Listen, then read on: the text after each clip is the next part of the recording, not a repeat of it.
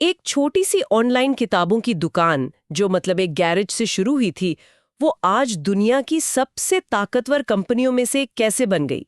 Jeff Bezos के दिमाग में आखिर चल क्या रहा था जब उन्होंने सपना देखा कि वो हर चीज की दुकान बनाएंगे।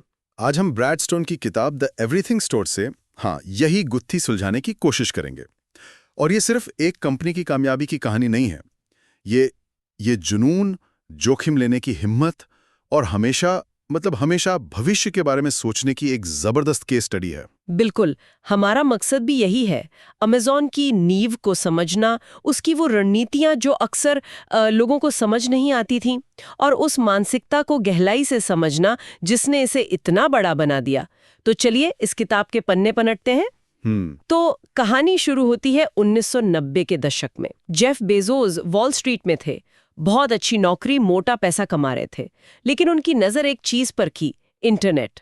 वो किसी रॉकेट की तरह बढ़ रहा था। किताब में एक आंकड़ा है, 2300% सालाना। 2300%। ये आंकड़ा ही अपने आप में दिमाग घुमा देने वाला है। और इसी आंकड़े ने बेजोस को वो करने पर मजबूर किया जो कोई सोच भी नहीं सकता था। उन्होंने अपनी नौकरी छोड़ दी। छोड़ दी? इतनी अच्छी नौकरी? हाँ, वो इसे रिग्रेट मिनिमाइजेशन फ्रेमवर्क कहते हैं। उनकी सोच थी कि 80 साल की उम्र में मुझे इस बात का पछतावा नहीं होगा कि मैंने वॉल स्ट्रीट का बोनस छोड़ा, लेकिन इस बात का जिंदगी भर पछतावा होगा कि मैंने इंटरनेट क्रांति का हिस्सा बनने की कोशिश तक नहीं की। वाह! और इसी सोच के साथ वो सिएटल पहुंचे और एक गैरेज से अमेज़न की शुरुआत की। लेकिन यहाँ एक सवाल है, इंटरनेट पर तो कुछ भी बेचा जा सकता था, उन्होंने किताबें ही क्यों चुनी? ये तो कोई बहुत अनोखा आइडिया नहीं लगता? ऊपर से देखने पर बिल्कुल नहीं लगता, लेकिन ये अमेज़न का पहला और शायद सबसे स्मार्ट मूव था। वजह बहुत गहरी थी। पहली, दुनिया में लाखों करोड़ों किताबें छपी थीं। किसी भी शहर का सबसे बड़ा बुक स्टोर वो कितनी किताबें रख सकता है? कुछ हजार, 1 लाख? हाँ, मुश्किल से। पर इंटरनेट पर कोई सीमा नहीं थी। अमेज़न पहले दिन से ही 10 लाख से ज्यादा किताबों की लिस्ट दे सकता था। अच्छा, मतलब उन्होंने एक ऐसी चीज चुनी जिसमें वो फिजिकल दुनिया की सबसे बड़ी दुकान को भी पहले दिन से ही मात दे सकते थे। एग्जैक्टली। उन्होंने सिलेक्शन यानी विकल्प को अपना पहला हथियार बनाया। और दूसरी वजह यह थी कि किताबें वो स्टैंडर्डाइज्ड होती हैं। आप कहीं से भी खरीदें, किताब तो वही रहेगी। उन्हें शिप करना आसान था, वो टूटती फूटती नहीं थी। तो एक नए ई कॉमर्स बिजनेस के लिए ये एकदम सही शुरुआती प्रोडक्ट था। बिल्कुल। लेकिन उस समय और भी तो कंपनियां थीं जो ऑनलाइन सामान बेच रही थीं। अमेज़न ने ऐसा क्या अलग किया? उन्होंने सिर्फ प्रोडक्ट नहीं बेचा, उन्होंने एक बेहतर अनुभव बनाने पर ध्यान दिया। बेजोस का लक्ष्य कभी भी सिर्फ किताबें बेचना था ही नहीं, वो तो बस एक बहाना था। उनका असली लक्ष्य था दुनिया का सबसे बड़ा स्टोर बनाना, जहां कुछ भी कभी भी खरीदा जा सके। और किताबें उस बड़े सपने की पहली सीढ़ियां थीं। हाँ, उन्होंने बाजार की एक ऐसी कमी को पकड़ा जिसे सिर्फ इंटरनेट ही पूरा कर सकता था, और वो थी असीमित चॉइस। तो उनके पास प्रोडक्ट था, एक प्लेटफॉर्म था, लेकिन लोगों को खासकर उस दौर में ऑनलाइन कुछ खरीदने के लिए मनाना, वो तो बहुत मुश्किल रहा होगा। उन्होंने ग्राहकों का भरोसा कैसे जीता? और शायद यहीं से अमेज़न की वो फिलॉसफी सामने आती है जिसके बारे में सब बात करते हैं। हाँ, और वो है ग्राहक के प्रति जुनून। और ये सिर्फ एक कहने की बात नहीं थी, ये उनके हर फैसले के केंद्र में था। बेजोस का मानना था कि अगर आप अपने ग्राहक को खुश रखते हैं तो मुनाफा वो आज नहीं तो कल आ ही जाएगा। जबकि उस समय की सोच तो उल्टी थी। बिल्कुल उल्टी। पहले मुनाफे के बारे में सोचो, ग्राहक बाद में आता है। बेजोस ने इस पूरी सोच को ही पलट दिया। और इसके उदाहरण क्या है? मतलब ये जुनून असल में दिखता कैसे था उनके काम में? कम कीमतें, तेज डिलीवरी, आसान रिटर्न पॉलिसी, 1 क्लिक शॉपिंग, ये सब इसी जुनून का नतीजा था। उनका एक सिद्धांत था, ग्राहक से शुरू करो और पीछे की ओर काम करो। अच्छा। इसका मतलब था, पहले सोचो कि ग्राहक के लिए सबसे अच्छा अनुभव क्या होगा, और फिर उस अनुभव को हकीकत बनाने के लिए अपनी पूरी ताकत, टेक्नोलॉजी, पैसा सब लगा दो, भले ही शुरुआत में भारी नुकसान उठाना पड़े। और उन्होंने नुकसान उठाया भी। सालों तक अमेज़न मुनाफे में नहीं था। मुझे याद है, वॉल स्ट्रीट के निवेशक हमेशा परेशान रहते थे, पूछते थे कि प्रॉफिट कब कमाओगे, और बेजोस का एक ही जवाब होता था, हम अभी निर्माण कर रहे हैं। हाँ, वो लंबी रेस के घोड़े पे दाव लगा रहे थे। छोटी मोटी जीत में उनकी कोई दिलचस्पी थी ही नहीं। लेकिन किताब इस कहानी का एक दूसरा और ज्यादा जटिल पहलू भी सामने लगती है। इस ग्राहक जुनून की एक कीमत थी, और वो कीमत अमेज़न के कर्मचारी चुका रहे थे। अमेज़न का वर्क कल्चर वो बहुत ही सख्त होने के लिए जाना जाता था। हाँ, किताब में ऐसे कई किस्से हैं। कर्मचारियों पर बेतहाशा दबाव डाला जाता था, उनसे अवास्तविक लक्ष्यों को पूरा करने की उम्मीद की जाती थी और मीटिंग्स में उन्हें बुरी तरह लताड़ा जाता था। बेजोस को उत्कृष्टता चाहिए थी और वो कोई बहाना नहीं सुनते थे।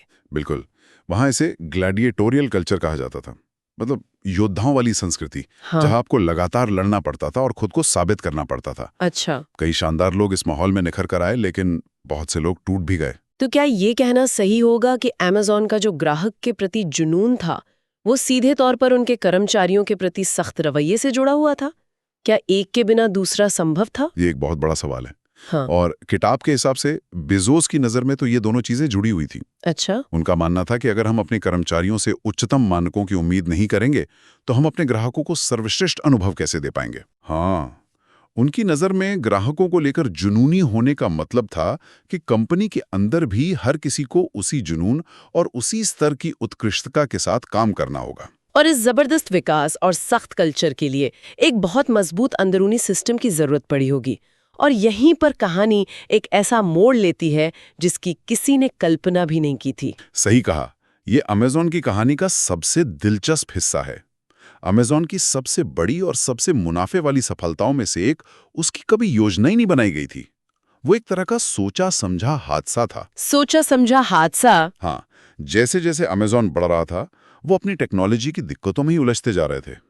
उनकी वेबसाइट को चलाना, लाखों ग्राहकों का डेटा संभालना, ये सब एक सिरदर्द बन गया था। एक मिनट, तो आप कह रहे हैं कि अमेज़न का सबसे मुनाफा वाला बिजनेस AWS वो असल में उनके अपने ही एक साइड प्रोजेक्ट के तौर पर शुरू हुआ? ये कैसे हो सकता है? यही तो अमेज़न की सोच को दिखाता है। उन्होंने अपनी इस समस्या को हल करने के लिए दुनिया के सबसे मजबूत, सबसे भरोसेमंद और स्केलेबल कंप्यूटिंग सिस्टम बनाए। ये उन्होंने सिर्फ अपने लिए बनाया था, और फिर एक दिन उनकी टीम को एहसास हुआ कि अगर ये हमारे लिए इतना उपयोगी है, तो ये दुनिया की हर दूसरी कंपनी के लिए भी उतना ही उपयोगी हो सकता है। मतलब उन्होंने अपनी जरूरत के लिए एक हथौड़ा बनाया और फिर उन्हें एहसास हुआ कि वो दुनिया की सबसे अच्छी हथौड़े बनाने वाली कंपनी बन सकते हैं। हाँ, इससे बेहतर तरीके से इसे नहीं समझाया जा सकता। और यही Amazon वेब सर्विसेज यानी AWS बन गया। उन्होंने कंप्यूटिंग पावर को किराया पर देना शुरू कर दिया, ठीक वैसे ही जैसे आपके घर में बिजली या पानी का कनेक्शन आता है। और आज नेटफ्लिक्स, Airbnb, नासा, यहाँ तक कि CIA जैसी एजेंसियां भी AWS पर चलती हैं। और ये अमेज़न की रिटेल बिजनेस से भी ज्यादा मुनाफा कमाता है। ये सच में अविश्वसनीय है। ये इस बात का शानदार उदाहरण है कि कैसे इनोवेशन अक्सर अप्रत्याशित जगहों से आता है। उन्होंने अपनी सबसे बड़ी परेशानी को ही अपने सबसे बड़े मुनाफे में बदल दिया। हाँ, AWS ने Amazon को एक टेक्नोलॉजी पावर हाउस बना दिया, लेकिन उनके पैसों का बड़ा हिस्सा आज भी लोगों के दरवाजे तक सामान पहुंचाने से ही आता है। तो उस रिटेल बिजनेस को अपराजेय बनाने के लिए उनका अगला बड़ा दाव क्या था? उनका अगला दाव था रफ्तार। अगर सिलेक्शन उनका पहला हथियार था, तो सुविधा और रफ्तार उनका दूसरा और शायद सबसे शक्तिशाली हथियार बना। बेजोस एक बात समझ गए थे, रफ्तार वफादारी पैदा करती है। जब आप कोई चीज ऑर्डर करते हैं और वो अगले ही दिन आपके दरवाजे पर होती है, तो यह एक जादुई अनुभव होता है। और इस जादू को हकीकत बनाने के लिए Amazon ने वेयरहाउस, रोबोटिक्स और लॉजिस्टिक्स में अरबों खरबों डॉलर का निवेश किया। उन्होंने फुलफिलमेंट सेंटर्स का एक ऐसा जाल बिछा दिया जो किसी और कंपनी के लिए बनाना मतलब लगभग नामुमकिन था। उन्होंने लॉजिस्टिक्स को एक उबाऊ खर्चे से एक रणनीतिक हथियार में बदल दिया। बिल्कुल, और इसी सोच से Amazon प्राइम का जन्म हुआ। हाँ, आज तो प्राइम बहुत आम लगता है, लेकिन जब ये लॉन्च हुआ था तो इसे एक बहुत बड़ा जुआ माना जा रहा था। तेज और मुफ्त शिपिंग के लिए ग्राहकों से सालाना पैसा लेना। ज्यादातर विश्लेषकों ने कहा था कि ये कंपनी को दिवालिया कर देगा। लेकिन बेजोस कुछ और ही देख रहे थे। उन्होंने देखा कि प्राइम सिर्फ शिपिंग के बारे में नहीं है, ये ग्राहक के व्यवहार को बदलने के बारे में है। एक बार जब कोई प्राइम सदस्य बन जाता है, तो वो कोई भी चीज खरीदने से पहले सोचने लगता है, क्या ये Amazon पर है? हाँ, ये Amazon को खरीदारी के लिए डिफॉल्ट जगह बना देता है। बिल्कुल, प्राइम के सदस्य ज्यादा खरीदारी करते हैं और ज्यादा वफादार होते हैं। तो लॉजिस्टिक्स और प्राइम ने मिलकर Amazon के बिजनेस के चारों ओर एक ऐसी खाई खोद दी जिसे पार करना किसी भी प्रतियोगी के लिए बहुत मुश्किल हो गया है। कोई भी नई कंपनी आकर शायद कम कीमत दे दे, लेकिन Amazon जैसी डिलीवरी की रफ्तार और विश्वसनीयता का मुकाबला करना वो लगभग नामुमकिन है। सही बात है।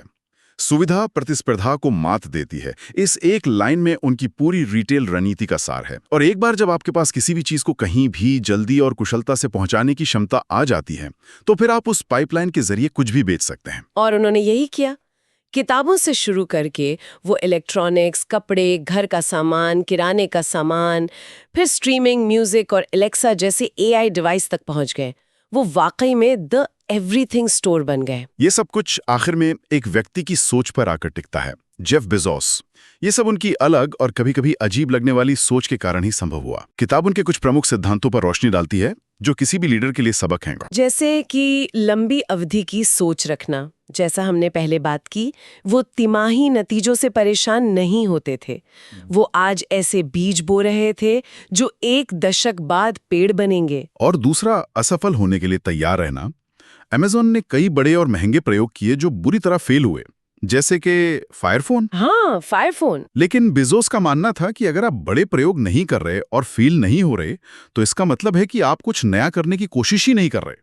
उनका एक मशहूर कथन है, असफलता और आविष्कार जुड़वा भाई हैं। लेकिन फायरफोन जैसी बड़ी असफलता तो किसी भी कंपनी को डुबो सकती थी। Amazon इससे कैसे बच गया? क्योंकि उनकी 1 या 2 सफलताएं, जैसे कि AWS, वो इतनी बड़ी थीं कि वो 10 असफलताओं के खर्चे को आराम से उठा सकती थी। ये दिखाता है कि एक सही बड़ा दाव आपकी सारी गलतियों को ढक सकता है। और इसके अलावा उनके फैसले हमेशा डेटा पर आधारित होते थे। Amazon में राय की ज्यादा अहमियत नहीं होती, डेटा की होती है। और सबसे जरूरी बात जो हम बार बार कह रहे हैं, वो है ग्राहक पर जुनून की हद तक ध्यान देना। किताब में एक बहुत मशहूर किस्सा है कि Amazon की हर बड़ी मीटिंग में एक कुर्सी हमेशा खाली रखी जाती थी। हाँ, और वो कुर्सी ग्राहक का प्रतीक होती थी।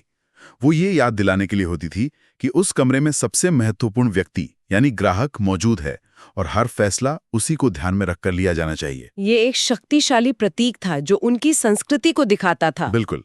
वो हमेशा पहला दिन वाली मानसिकता में रहना चाहते थे, यानी हमेशा भूखे, हमेशा सीखने वाले और हमेशा ग्राहक को खुश करने के लिए बेचैन। तो ब्रैड स्टोन की किताब द एवरीथिंग स्टोर से हमें क्या सीखने को मिलता है? मेरे लिए इसका सार ये है कि आज की दुनिया में महान कंपनियां कैसे बनती है। आपको लंबा सोचना होगा, ग्राहकों को अपनी दुनिया का केंद्र बनाना होगा, शुरुआती नुकसान उठाने से डरना नहीं होगा, मजबूत सिस्टम बनाने होंगे और कभी भी प्रयोग करना बंद नहीं करना होगा। किताब का एक आखिरी संदेश बहुत शक्तिशाली है और वो ये है, बड़े सपनों के लिए बड़े बलिदान की आवश्यकता होती है। Amazon की कहानी सिर्फ स्मार्ट रणनीतियों की नहीं है, ये अथक मेहनत, जोखिम और कई बार व्यक्तिगत जीवन की कीमत पर मिली सफलता की कहानी भी है। ये कोई आसान रास्ता नहीं था। बिल्कुल। और ये चर्चा एक जरूरी सवाल भी खड़ा करती है। किताब ये तो बहुत अच्छे से बताती है कि Amazon कैसे बनाया गया, लेकिन ये हमें ये सोचने पर भी मजबूर करती है कि जब एक कंपनी दुनिया के लिए एवरीथिंग स्टोर बन जाती है, तो इसका समाज पर, छोटी दुकानों पर और बाजार की प्रतिस्पर्धा पर क्या असर पड़ता है। ये एक बहुत ही महत्वपूर्ण सवाल है। जब सुविधा और कम कीमत ही सब कुछ बन जाती है, तो क्या हम इस प्रक्रिया में कुछ और खो देते हैं? किताब इसका सीधा जवाब नहीं देती, लेकिन ये इस सवाल को पाठक के मन में जरूर छोड़ जाती है। जिस पर सोचना बहुत जरूरी है। हाँ, और शायद यही एक अच्छी किताब की निशानी है। ये आपको जवाब देने के साथ साथ सोचने के लिए नए और ज्यादा गहरे सवाल भी देती है।